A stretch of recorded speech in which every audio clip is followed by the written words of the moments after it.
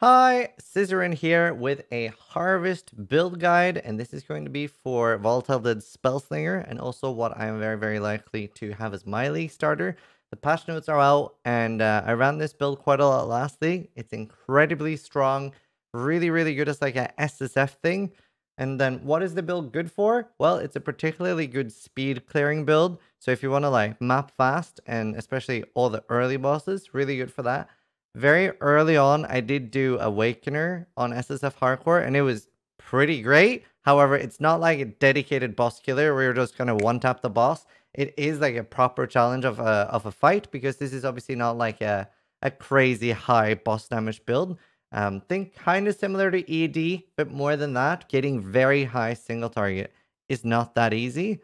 But most things were a breeze. I also have like a long everything explained video of leveling this build. So let's go into it a little bit and show you guys some more. So for those of you who haven't watched any of my build guides before, we have like a video clip we show where we explain how we do Path of Building, because we do it very in-depth and very hand-holdy. So if you're a new player, we show you exactly what points to do. So watch that, and then we'll be very build specific after that video clip. So moving on in the actual build, the way I level this is a little bit different than how it plays endgame. In the leveling process, it starts out very similar to how you'll see a lot of speedrunners play the game. Starts out with like the Freezing Pulse, Onslaught, Stormblast, Frostblink, Frostbomb gets replaced by Orb of Storms very quickly. And again, you can see in the Everything Explained video that I have exactly like the entire 5-hour process of leveling this to maps if you want to and want to kill time until Harvest. Herald of Ice and Thunder is used early until Spellslinger, and then Flame Dash replaces Frostblink. So now there's nothing wrong with leveling with like the Desecrate, Volatile, Dead Spellslinger setup once you do get level 28. It is quite nice. I prefer Arc, Ball, Lightning, and Wave. So if you look here, if we click on Normal Lab for the first Ascendancy, what I like doing, and this is particularly good for Hardcore, for League Start, and things like that, because you get 30 resist very early on. So even without helping Alira, which is a great option on day one, just to get even more resist while out relying it on your gear, then with this and Alira, you have 45% rest without having anything on gear. It's like 2 rings and you're rest capped. And Ball, Lightning, Arc, and Wave of Commission is a really fun leveling process. This is something I haven't tried, but Fireball got massively buffed. So regardless of what you choose to level with, whether it's going to be like my preferred setup, and then you can see like the endgame setup here is going to be Desecrate, Spellslinger, Spell Cascade is one of the Spellslingers, and then the other one is a double setup here with Spellslinger, Volatile Dead, and Detonate Dead. Now, you can do a 6-link Volatile Dead and a 4-link Detonate Dead. However, this is now getting very socket intensive, because with all the new things that we want and some changes, like I really want to fit in Enduring Cry in the build for survival. Like it's becoming very tight. So if we look a little bit further down here, I have like a budget endgame tree. So this is assuming you haven't found cluster jewels and stuff like that. And normally I don't include jewel sockets early on in the leveling process. However, do remember that it's great to take those if you either buy or find a really strong jewel. And I'll give you some examples of jewels as well. 78, we're going to try rushing down to Call of Arms to get Enduring Cry. It looks like a periodic, really nice life boost. And then maybe with some investment, we can get it to be fairly permanent on the buff. And that should be very tanky. Here, around 96 points, swap to Volatile Dead, and that's when I normally do it. So, like, what I kind of feel like I need to have is I want to have the Merc Lab so I can get Corpse Pact. When switching to Volatile Dead, if you have enough resist on Hardcore, which should be fairly easy since most of your slots or all of your slots should be rare gear at this point, removing Commander of Darkness for 5 regrets per point here, and taking Mistress of Sacrifice, and then early on getting cast when damage taken, Bone Offering would be insanely strong, because then you're going to have regen, endurance charges, and then you also take Bone Offering and Glancing Blows next, and you're at least block capped for attacks, and I think you'll be on 67 or 70% spell block through having the OK level Bone Offering. So you get a large amount of block through that. Things like Rumi's Concoction, the Granite Flask, is really strong. These nodes, really good as well, especially when you're on a budget. And there are block nodes here as well. So you have a lot of options to get even spell block. Very early spell block and attack block cap them combined with the regen makes it for a really sturdy character. And while definitely not like a, crazy high damage glass cannon character, while having this much of a tank, it's also boasting like fairly impressive damage. So let's talk a little bit about things like early gear and uniques that this build can use. But I particularly want to explain wands and how wands are used for this build. So like I said earlier, Spellslinger converts attack damage into spell damage. Early on, it starts at 50%. So if you get 100 lightning damage to attacks, like locally, you can see that on this wand. This has 5 to 111 lightning damage. And for example, 100 lightning damage at the start would then be the same as 50 lightning damage to spells. Now, the closer this gem gets to 20, the higher the effectiveness goes. And you'll notice that now 5 to 111 lightning damage is the same as 5 to 100 lightning damage to spells. Besides the fact that it's strong and fun to play, is that you can virtually use any weapon. If you get a wand with like flat fist and percentage fist, that's pretty okay because that's actually getting turned into physical damage. Now, specifically, fist is better for EK, Blade Fall, Glacial Cascade that has some sort of conversion or actually wants to scale it like that. But that's still something you'll get a very big damage boost from. If you get spell damage and fire damage and things like that, that's also great and really usable. And then there's virtually nothing you can get on a wand that makes it bad. You just need to get high spell damage or flat attack damage or flat spell damage. The one we're using now. You can never get multiple damage to spell rolls, but you can get multiple damage to attack rolls, which makes it even stronger. Great example, which is very commonly going to happen to a lot of you. You'll find a one that has maybe some damage to spells, some damage to attacks, and an open crafting modifier so you can craft more damage to attacks. There's a lot of other things you can get for this build. Rumi's Concoction is amazing. Worm Sign is really good. Soul Tether as well. Very, very strong unique. And something I end up using pretty much as the best in slot belt on SSF Hardcore. And then Impulsa as well. The body armor choice, in my opinion, is between this and also a Crusader Explosion Chest. The Crusader Explosion Chest, this requires a item level 85 Crusader chest from the like Baran, that influence. And it's very rare. Should be a lot easier to like get in Harvest. There's going to be a lot of like tips I'll hopefully be able to give out for getting that easier. But both of those are really, really strong here. So the reason why we're a Necromancer to begin with is it's a combination of a lot of damage and a lot of defense. It's honestly an insanely well-rounded ascendancy choice for this. So you have Plaguebringer, which is making you deal more damage when like there's at least one corpse, and you also take less damage, which is awesome. Great mitigation there. And then you also have Corpse Pact, which is a little bit of increased damage, and then you have more corpse life. That'll help with the explosion from Detonate Dead and Volatile Dead. I've also tried using Cremation on this build, and that's fine as well. Mistress of Sacrifice for the Bone Offering. Now that block is so strong and we have Glancing Blow on the tree, this is great. The skill effect duration is going to help with Enduring Cry, and this is just very, very great. All the travel nodes are minion damage, which you might think is wasted. However, because we're using the Spiritual Aid notable, all minion damage becomes exactly the same as just increased damage. Spiritual Aid does not make, for example, minion damage, the support gem, work on anything else, because that is more minion damage. Commander of Darkness, probably the least important thing. It is nice for leveling. Something I would be okay with respecking out of and doing this, for example, for the start of maps. Let's talk a little bit about anointments. Early on, getting something like Diamond Skin is an amazing choice. Very, very cheap, just a clear, a sepia, and a teal. There are some like random fire damage nodes you could take as well. I think there are some that are fairly cheap.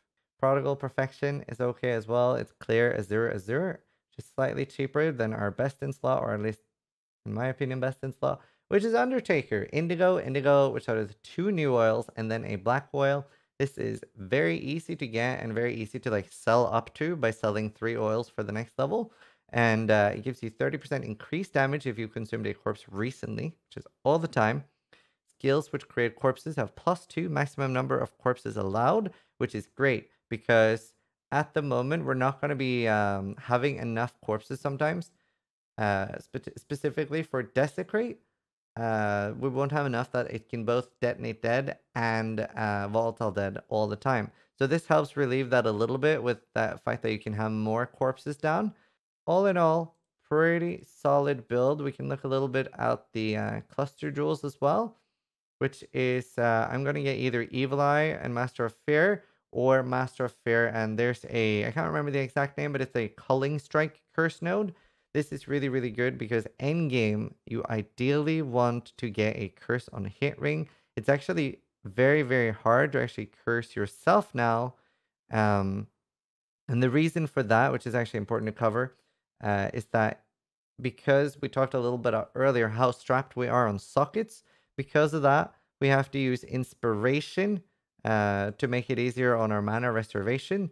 Now, if you're just having inspiration in the Spellslinger setup like this, and you don't have it anywhere else, you're never going to get inspiration charges because you only get an inspiration charge when you spend mana. So to get past this problem, we're getting the inspiration charges every time we use our level 1 frenzy with barrage support. And it doesn't matter that you're not getting the charges from the actual skill you're using. As long as both of them have the inspiration gem, this will get the damage from the charges we're getting on this. So this is a cool mechanic and workaround. But because of this, then we're not able to do curse on hit flammability. And while leveling, you can also use like curse on hit Elo weakness or conductivity, depending on what you're doing. I like Elo weakness for leveling because when I'm switching around, then we don't have a problem. But this is a great setup. I just wanted to make sure that you understand the inspiration setup and how it's used, and that it's important to have it in both. This is a combination of how socket starved we are, combined with also reservation being a bit of an issue. The reason in the budget jewel version we have like a few other things like cruel preparation, because here with cluster jewels I want to get 2 life jewels, ideally fetal. There are quite a lot of the other ones that just give a decent amount of like 6 and 8% life, which they're great, but fetal is so strong. It's 20% flat life and 10% max life. Ideally you want 2 small notables here as well, and the biggest thing you can get on the cluster jewel in my opinion is 25% increased effect, which you can get early on. And then I think it's a higher item level requirement like 83 or 84, where you can get 35% increased effect of smaller nodes. And then cluster jewels are also a great way to get some stat requirement if you need that. Do remember to keep most of your dex stems lower so you don't have to take a lot of dex on the skill tree. Sadist, really nice. I did some extensive testing, and every time I tested it, this works completely. We are chilling, we are igniting, and we are shocking. So we're getting 60% increased elemental damage from that. Smoking remains. Great. You're getting loads of smoke clouds that are blinding enemies. And then fire damage. Doriani's Lesson. It's pretty much one of the only sources of leech we can get. It is a bit of a pain to get on this build. You can get leech on boots as well. Because you can still get a life leech on boots. So that is another good option. Here on a medium fire one, we have Cremator and Cooked Alive. Both of these are great damage. And then again, just Fetal. So those are like pretty nice. If I can, maybe I'd fit a second one in and drop a bunch of other nodes, but wouldn't worry too much about this. And again, this is going to be my starter. So you can probably see I might experiment with Fireball. You can see most of the updates and ask me questions.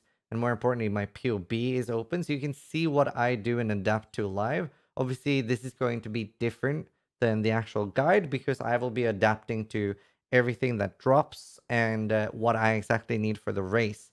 Now let's move on to the things to solve for every build guide section. So are there too many gems to equip? Yes, there is. It's a very tight build and you definitely would like 2 unset rings to try to fit everything. And that's why we also really want like a curse on hit ring. Getting that on an unset ring, obviously a struggle. So you are going to probably have to drop some things. Things that are easier to drop. Tempest Shield is one of the first things that you can drop. Wave of Conviction is one of the first things you can drop. And you could also drop Combustion Support, which I'm currently using in a Trigger Wand. Those are like the 3 gems that you could drop earlier on, but it is definitely a struggle without unset rings. Hopefully that helps a little bit with knowing what you can drop though. Can the player have mana issues? No, there are no mana issues whatsoever in this build. If you run out of mana, the worst case scenario is that you can't use your movement ability. Even if you're default attacking, everything is going to fire from your one. So this is not a character that needs a mana flask at all. The only thing is like the movement abilities will get more clunky until you get higher level, but completely fine. Never had mana issues on this. Useful leveling uniques. A really good wand would be the only thing with like triple flat added damage. So you'd have like double flat damage to attacks and one to spells. But pretty much just very standard Wanderlust, Goldrim, Career Ward, Tabula. That's pretty much it. This build also does not need a Tabula early on as well. Sixing is really not needed in the start. How does the build sustain EHP? So Leech on boots, really nice for sustain. Getting either an Incursion Amulet with some fire damage leech, or the Doriani's Cluster Jewel with some fire damage leech. Like, even though it's very small amounts, it'll like easily keep you topped up most of the time. You don't take that much damage on this build, so you'll stay full. On top of that, we're hoping that Enduring Cry with the rework should be crazy from what they've posted. Very excited for this. What auras are useful and why? You can't really use auras in this. In the low life version, you can fit in Herald of Ash, but seeing as our Spellslingers are reserving all of our mana, can't really fit that. What are the biggest drawbacks to this build? That's definitely going to be the single target damage. It's not going to be like 5 or 10 million single target damage. I can't remember, but I think I had 1.2 or 1.6 million damage on my low life build. And while that's generally more than enough on hardcore, if you're used to playing crazy glass cannon builds, it might feel a little bit lacking. Hopefully a lot of you have already seen me play this and know exactly what it's capable of. And with pretty scuffed gear, it did do Awakener on hardcore, and it wasn't a crazy hard fight. Something about the financial hurdles of this build is that it is insanely strong for solo self-found. So it's probably going to be the single most popular build this league, or at least one of. And buying items might be expensive for the build. Most of it and everything you need is very accessible solo self-found. This is a completely nothing you need to trade for a build, really. It'll feel completely fine with just rares. So to sum up, insanely good starter build to make money for your other characters. Really strong for SSF, hardcore, very tanky character. It's very fun to play. It had massive performance issues lastly. These all seem fixed. I've like tried it now with the new Vulcan render, and unless they do some more like fixes that screw it up, then I had stable 120 frames per second with Volatile Dead. Great build to play, really fun, really enjoyable. Hopefully you guys enjoy this.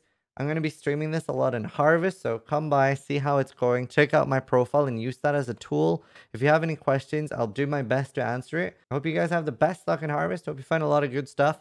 Have fun. Thanks for watching, and try to die less than I do.